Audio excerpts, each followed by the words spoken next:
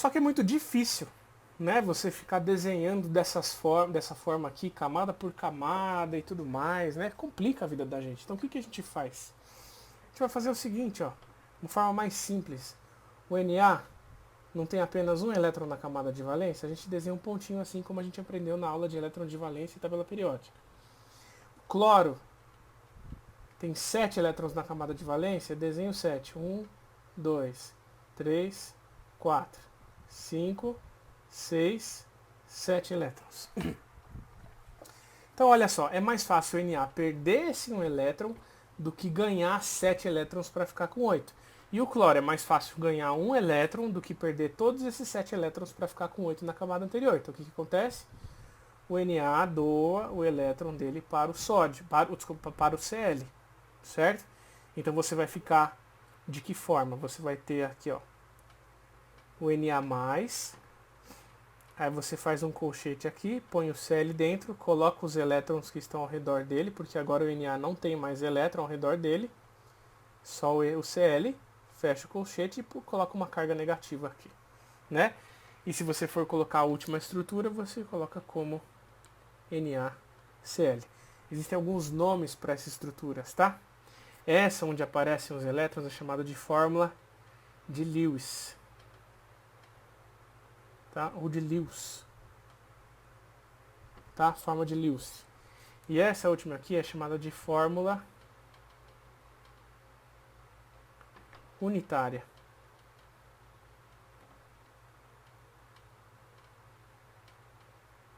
Tá?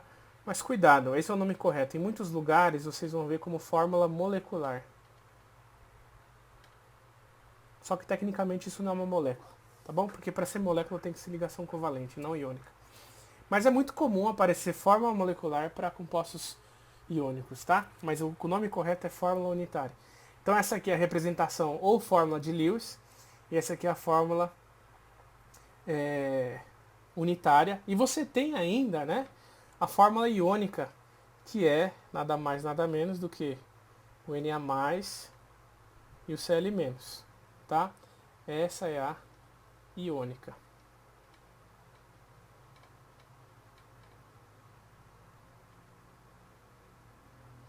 Tudo bem?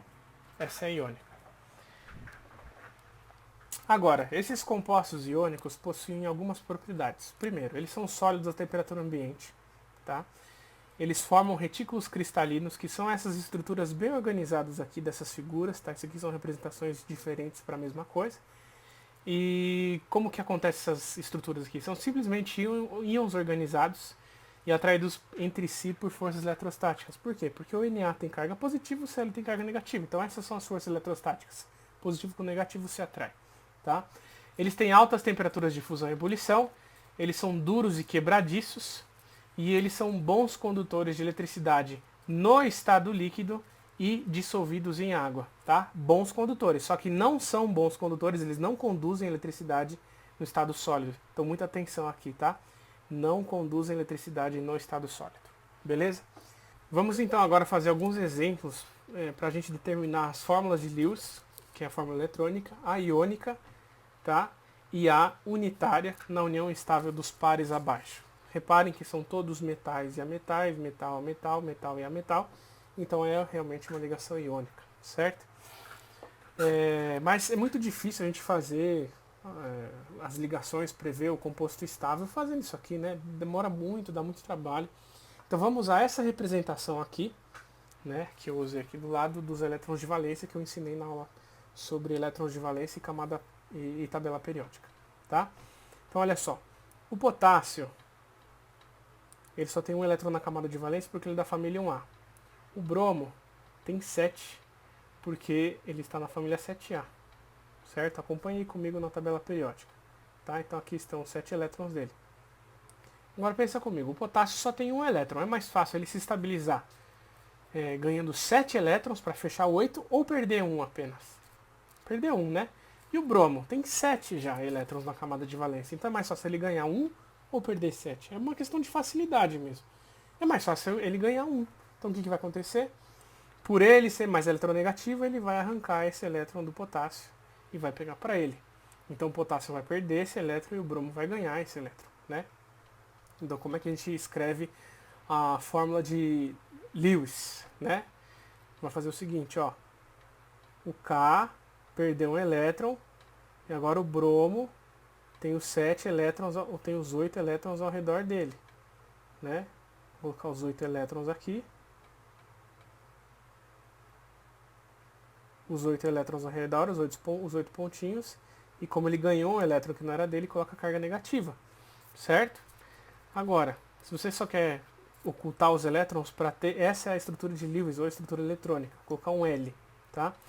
Agora, para achar a iônica é só você ocultar esses átomos aqui, tudo bem? Só você ocultar esses átomos não, esses elétrons. Então você vai ter o K mais Br menos. Fazendo a fórmula unitária, é só você tirar essas cargas aqui, equilibrar as cargas, vai ficar KBr. Então aqui você tem a iônica e aqui você tem a unitária, que também é conhecida como fórmula molecular. Ok? Segundo caso, magnésio. Magnésio, ele é da família 2A, então ele tem 2 elétrons na camada de valência. O cloro é da 7A, então ele tem 7 elétrons na camada de valência. O magnésio, para ganhar, ficar com 8 elétrons, ele precisaria ganhar 6 ou perder 2. É mais fácil ele perder 2 elétrons. Só que o cloro tem já 7, então ele só quer ganhar 1. Então o que a gente vai fazer? O magnésio dá 1 elétron para o cloro. O cloro está estável, só que o magnésio não está estável, porque ele precisa perder mais 1.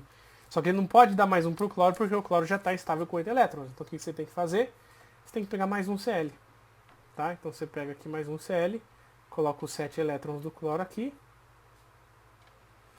e doa, o magnésio vai doar esse outro elétron para o Cl, certo? Então o que aconteceu? O magnésio perdeu 2 elétrons e cada átomo de cloro agora tem 8 elétrons. Coloca os 8 pontinhos aqui. Cada átomo ganhou um elétron, cada átomo ganhou um elétron. Só que você tem 2 átomos de cloro, então fica dessa forma a fórmula de Lewis. A iônica, o que você vai fazer? Você só vai colocar o seguinte, ó, Mg, 2+, e Cl-, certo? Porque esses aqui são os íons, certo? Você põe o 2 aqui embaixo também, né? E a unitária, você simplesmente tira as cargas e fica MgCl2. Tá bom? Lewis, iônica, unitária. E para o Al e o O. O Al é da família 3A, então ele tem 3 elétrons na camada de valência. E o O tem 6, porque ele está na família 6A. O oxigênio precisa ganhar 2 elétrons para ficar com 8, e o alumínio é mais fácil ele perder 3 do que ganhar 5, né? Então o alumínio perde um elétron aqui, perde um elétron aqui. O O está satisfeito com 8 elétrons, mas o alumínio ainda precisa perder um elétron. Então o que você vai fazer? Você vai pegar outro oxigênio. Eu vou colocar ele aqui. 1, 2, 3, 4, 5, 6. O alumínio vai doar esse elétron que estava faltando para ele. O alumínio ficou satisfeito, porque ele agora perdeu os 3 elétrons deles. E agora ele está estável. Só que o oxigênio não está, porque ele precisa ganhar mais um elétron. Então o que você faz? Você pega mais um alumínio com os seus 3 elétrons. Aí você doa esse elétron que o oxigênio estava precisando. Certo? Aí esse segundo oxigênio ficou estável, ficou satisfeito com os 8 elétrons. Mas o alumínio não ficou, porque ele precisa perder mais 2 elétrons aqui. Então o que você faz? Você vai pegar outro O e vai colocar mais os 6 elétrons dele aqui. Opa, mais os 6 elétrons dele aqui. E vai, então, doar esses elétrons restantes aqui. O alumínio vai doar os elétrons restantes para o O. E todo mundo está satisfeito. Certo? Então você teve que usar 2 átomos de alumínio e 3 átomos de oxigênio. Então vou colocar aqui do lado, ó.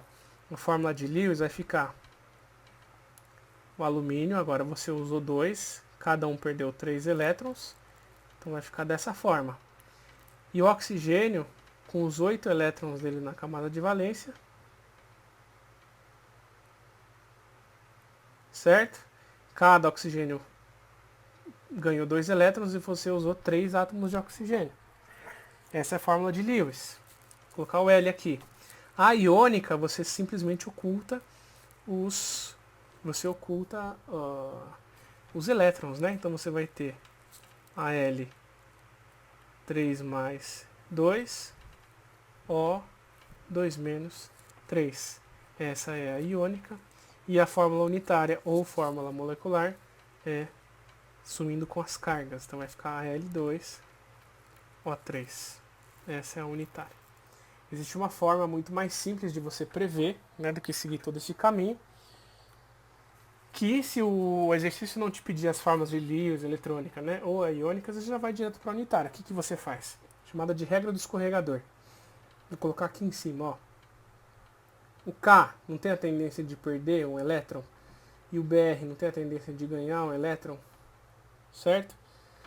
Quando você não tem nenhum número aqui aparente, não é 1, então você vai descer esse 1 aqui do cátion e vai ficar aqui no ânion, no índice do ânion, e a potência do ânion vai descer aqui para o índice do cátion. Então vai ficar 1 e 1, você tira as cargas, vai ficar como KBr.